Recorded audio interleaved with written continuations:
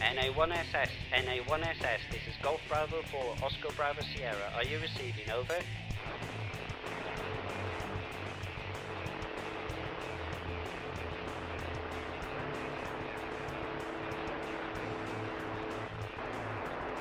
NA1SS, NA1SS, this is Golf Bravo 4, Oscar Bravo Sierra. Are you receiving? Over. Golf Bravo 4, Oscar Bravo Sierra. This is NA1SS, Richard Garriott, W5KWQ. You have me? Go ahead. NA1SS, Golf Bravo 4, Oscar Bravo Sierra returning. Richard, a very warm welcome to you from the teachers and pupils of Budbrook School. Are you ready for your first question? Sure am. Thank you very much for welcoming me. It's great to be with you here today. Go ahead. I am Matthew. Sunrise and sunset can be amazing sights on Earth. What do they look like from space? Over. Well, hey, Matthew. Well, as you might expect, sunrise and sunset, it looks great from up here. It's quite a bit different than on the ground because the sky is below you, and so you're kind of looking down on the Earth and down on the sunset, but it's quite beautiful. Go ahead. I am Sam. Is it hot in space? Over. Hey, Sam. Well, interestingly, space, since there's no air up here, it doesn't really have a temperature of its own, but if you get in the sun, or when the station's in the sun, everything gets very hot, and when you go into the shadow, for example, the shadow of the Earth, everything gets very cold. So it really depends on if you're in the sun or the shade. Go ahead. I am Katie.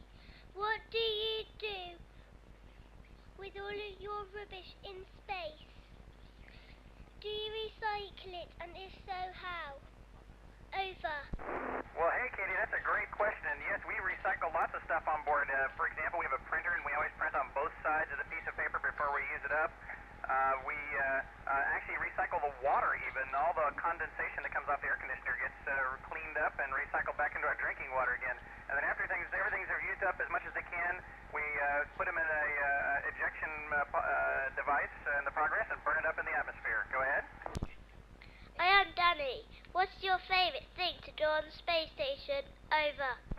Hey, Danny, my favorite thing to do is to either look out the window at the Earth, which is so beautiful, or also fly around and float like you can do here in space, unlike you can on Earth. Go ahead. I am Abby. How do you exercise in space to keep fit? Over. Hey, Abby. Well, up here in space, it's important to exercise because otherwise you don't use your muscles much. And we have a bicycle and a treadmill and some resistance kinds of exercises. Go ahead. I am Ryan. Why is there zero gravity in space? Over. Hey, Ryan. Well, interestingly, I'm only about 250 miles above you right now, and there's technically still gravity here. And so we're technically falling towards the Earth, but since we're going to the side at 17,000 miles an hour, we actually miss the Earth and go past it, and are pulled into a circle around it. So we feel like there's zero gravity, but technically there is gravity. Go ahead. I am Michael. Can plants grow on the space station? If so, what is growing at the moment? Over. Yeah, hey, Michael. Yeah, there have been many experiments about growing plants in space. There aren't any growing here right now, but they can grow, but it's somewhat difficult because plants use gravity to help them orient, so they think there's still some interesting work to be done there. Go ahead. I am Hugh. Is it harder to concentrate in space than on Earth? Over. Hey, Hugh, for me there is, because I still have something called space adaptation sickness. I got a little headache today, so it's fairly hard to concentrate, but the people who've been here for a long time are doing very well. Go ahead. I am Charlie. What is the most dangerous job on the space station and why? Over. Hey, Charlie.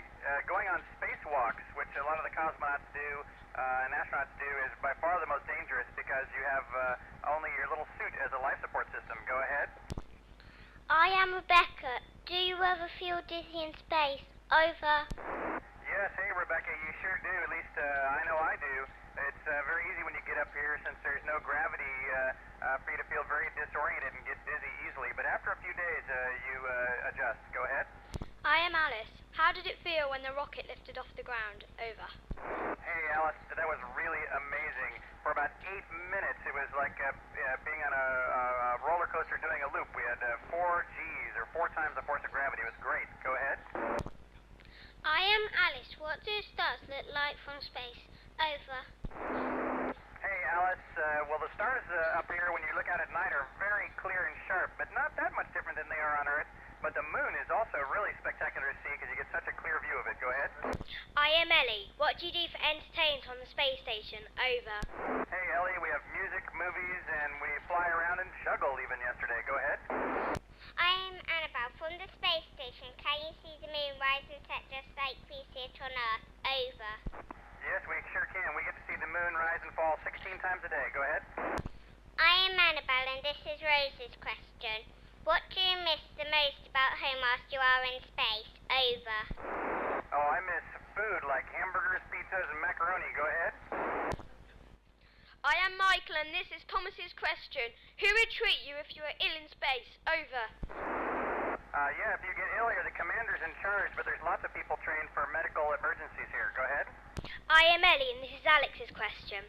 What is the largest number of people allowed on one trip to the space station? Over. Well, right now the maximum number is 6, which is exactly how many there is here right now. Go ahead. I am Hugh and this is Evie's question. I've always wanted to be an astronaut. What will I need to do to become one? Over. Well, I would definitely strongly suggest sticking with school and focusing on that goal because I'm proof that if you want to, you can make it. Just have to be a little lucky and be very persistent. Go ahead. I am Matthew and this is my dad's question. Our school is 40 years old this year. Do you think there will still be a space station in another 40 years? Over. Well, I think there'll definitely be space in space, if not here in orbit on the moon or Mars, or maybe all of the above, so absolutely. Hi, I'm Lynn Pierce. Can you take a picture of Budbrook School as you pass overhead and bring it back to our school? Over. Well, hey, Lynn, I will sure try. I actually tried to get a shot yesterday, but the weather all around the globe is, in this month, is fairly cloudy, but I'm going to sure give it a try, and I'll definitely come visit you guys and bring you a picture if I can. Go ahead. NA1SS, GB4 Oscar Bravo Sierra. Richard, that was absolutely stunning. Everyone here in the school wants to show their appreciation for you taking part. NA1SS, Golf Bravo 4 Oscar Bravo Sierra. Richard, we hope you're enjoying your time on the International Space Station. We wish you a very safe return to Earth and hope to see you one day at Budbrook School. This is Golf Bravo 4 Oscar Bravo Sierra passing back to NA1SS for a final. Golf Bravo 4 Oscar Bravo Sierra off and clear. Oh, thank you so much, Budbrook. I look forward to getting back to the Earth and coming over there and sharing my experiences with you. 73 is all of you. Nice talking with you. See you soon. Bye-bye. NA1SS, thanks very much, Richard. 73s as well.